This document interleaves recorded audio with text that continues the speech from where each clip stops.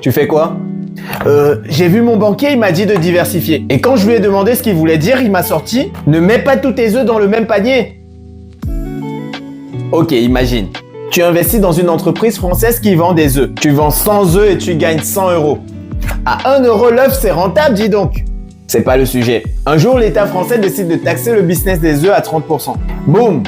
Tes 100 euros deviennent 70. Tu galères pour payer ton loyer. Maintenant, si tu avais investi 50 œufs en France et 50 œufs en Belgique, après la taxe, tu perds seulement 30% de 50 euros, soit 15 euros. Résultat, tu te retrouves avec 85 euros au lieu de 70. C'est déjà mieux que 70 et tu viens de comprendre la diversification géographique. Tu sais ce qui arrive quand on ne diversifie pas? Regarde Kodak. À une époque, c'était le leader mondial de la photo. Mais ils ont tout misé sur l'argentique et ont refusé d'investir dans le numérique. Résultat, quand les appareils numériques ont explosé, Kodak s'est effondré et des investisseurs ont tout perdu avec eux. Si eux, une multinationales se sont plantées faute de diversification, imagine ce que ça peut donner pour un investisseur lambda qui ne fait pas gaffe. Mais la diversification ne s'arrête pas là. En finance, elle peut se faire par le nombre. Un œuf, c'est risqué. 10 ou 1000, c'est mieux. Par secteur, le luxe, la métallurgie, l'agroalimentaire. Si l'un chute, l'autre peut tenir. Également par classe d'actifs, des actions, de l'immobilier,